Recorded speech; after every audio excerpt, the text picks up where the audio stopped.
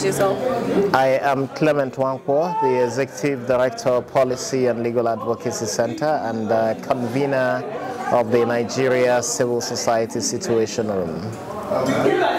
From your assessment and your observations of today's elections, how would you perceive the votes buying? How would you perceive the votes buying that did occur and that was very much rampant today? I think it's very disappointing, reports of vote buying.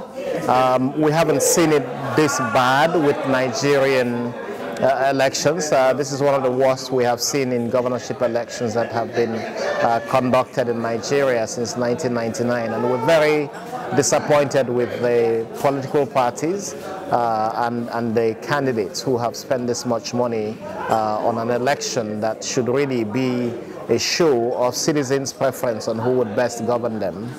Did the vote buying happen across board? Was it something of just a particular party? The vote buying was across board.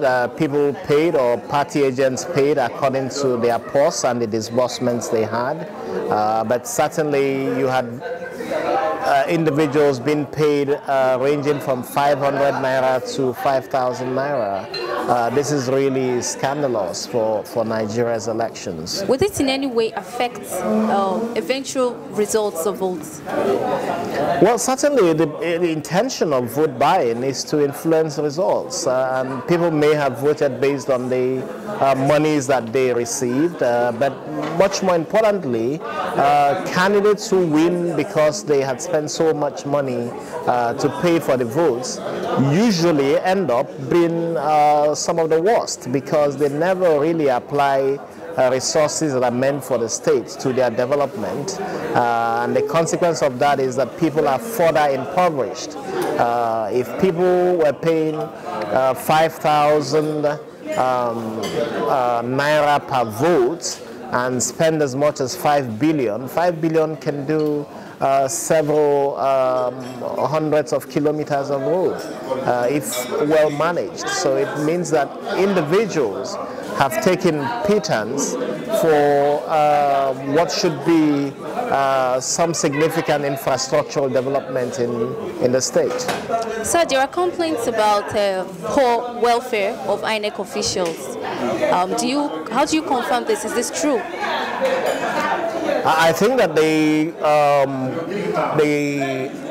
concern is that the officials concerned are ad hoc staff who are coming from the National Youth Service Corps and who may in fact have been paid nothing, housed under very poor conditions, very inhuman conditions. A lot of these people are youth corpers who come from very decent homes, who should ordinarily be performing their national youth service in different areas, but who have decided to work for the country, sacrifice for the country, and come to be part of the conduct of an election. And they have not been treated properly. The same with policemen who have been brought from different parts of the country to come to this election. A lot of them have not even been paid monies to buy meals while they are here, and some have not eaten for more than a day. So you really shouldn't bring people to be part of an electoral process under such desperate and uncaring conditions. What's your assessment about the elections thus far? About which elections? Today's elections. I think the good thing is that the process played out. It was slow at the beginning, with officials beginning to not get into the polling units early enough, with INEC not dealing with the logistics factors early enough. Of course, with the police who promised 26,000 personnel, apparently not delivering on it, because in several areas police personnel were absent. The positive part of the whole process was that INEC was able to come back on track with several of the areas, that the police behaved reasonably well, and the fear of over-policing and intimidation of voters did not play out. So I think those are positive things.